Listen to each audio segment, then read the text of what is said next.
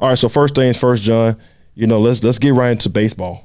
Baseball. Yeah, so we're gonna get into baseball. I know we don't talk a lot of baseball on this podcast, but I know, like me and Ty have said, me and you have said on previous episodes, that baseball this time of year is the best time. If you're not a active watcher of baseball, this is the perfect time to watch it. It's a great time because this is whenever things start to get real good. It gets real good, and we just watched the Arizona Diamondbacks beat the Philadelphia Phillies. Yep.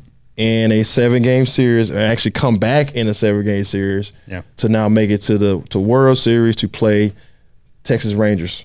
So what did you think of the game? Because I was amazed by the Diamondbacks pitching. That's what really got me. You know what's funny? Yeah. I whenever I was playing t-ball when I was younger, and up until like a certain age, I was always on the Diamondbacks. Okay. Isn't that weird? Like, that's kind of cool though. Yeah, because well, not too many little league teams are named Diamondbacks. Yeah. So if you're a part of one, that's kind of unique. And I don't know how they got the rights to it, but they all were taking the actual like the logo and everything, dog. And I was like, oh, okay, this is kind of cool. And I had one of the hats I used to wear back then. Okay. I had that hat up until like maybe 3 or 4 years ago. Yeah. And I always considered them to be my team. Okay. Even though when I lived in Atlanta, we would always go to the Braves games. Yeah. And I loved the Braves, so it was just like, but I always found them to be my team. Man, listen, I'm not gonna lie, I'm not a fan of the Diamondbacks. I don't know anybody on their team. I'm gonna be honest with you, but like I say, watching them in this playoff run, they've been very impressive with their pitching, with their hitting. Only time I could ever remember myself growing up watching the Diamondbacks was when Randy Johnson was pitching for them. That was probably the highlight of the team. That's what I'm saying. Because not to say nothing against any of the other players. Of course, there were some great players that were on that team. So, but I just remember him back in the day with the mustache. Yep.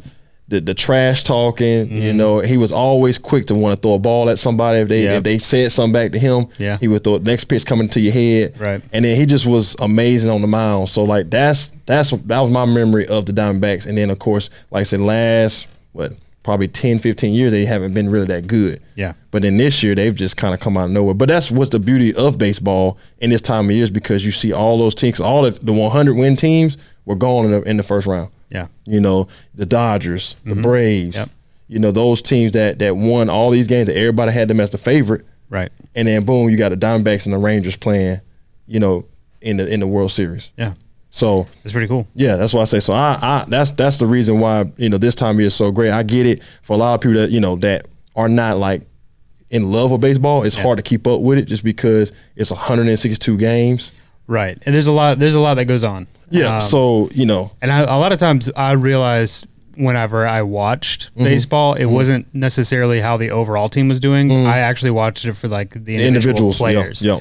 And some of those players were just phenomenal. Yeah. Like when we go to the Braves games, I would always look for Chipper. Yeah. Right. Because that was a big deal back in the day. Yeah. And sometimes when we would sit close to the dugout, he would come out and like talk to us and everything. Really? So it was kind of cool. I actually got a signed bat. Okay. Nice. So well, that's one thing I like about baseball too, is that I feel like the players interact with the fans more than any other sport. Because even like in hockey, the players sit like basically right in front of the fans, but they got that plastic glass that kind of divides, so you really can't interact with them. You might could talk to them, but it's not the same thing like with baseball. Baseball, like I said, you can literally lean over and you're in the dugout. Yeah. Or they can reach up, give you something out the dugout, which like I said, sign bat or something like that. That's always cool. Yeah. But that's what I like about baseball, because the players that are the stars, they tend to be very engaging with the fans. So that's always a cool thing. But so now that we know that the Texas Rangers and the Diamondbacks are playing the World Series,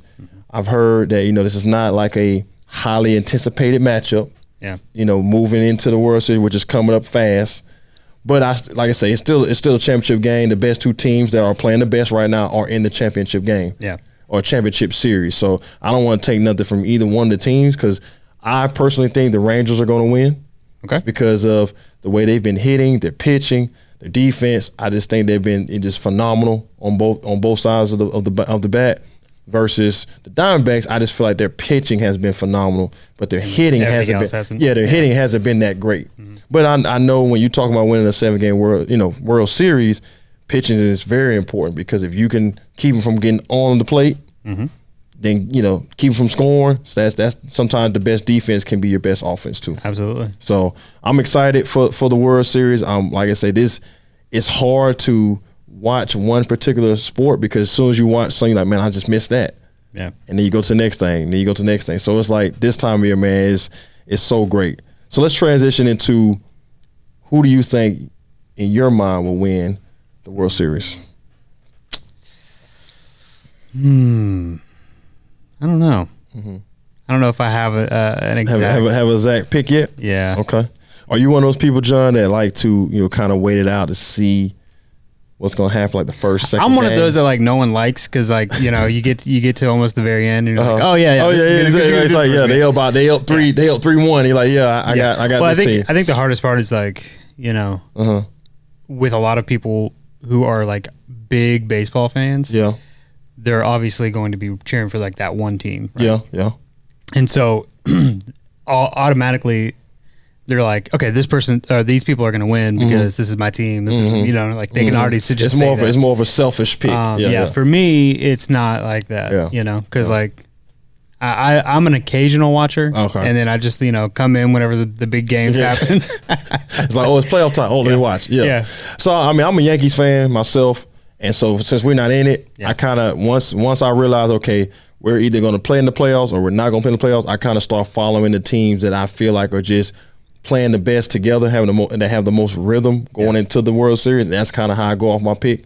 So that's why with Texas, they've been playing so well that I'm like, okay, based on what I'm seeing from them, if they continue this trend, which they haven't shown any drop off, that in the World Series they should still be able to do the same thing. As long as they're pitching, they're hitting, everything works in line like it's supposed to. So you're the Rangers. Yeah, I'm thinking Rangers. Okay. I'm thinking Rangers. I think it's 7 games. I think it goes 7 games, but I think the Rangers, come out victorious in the end.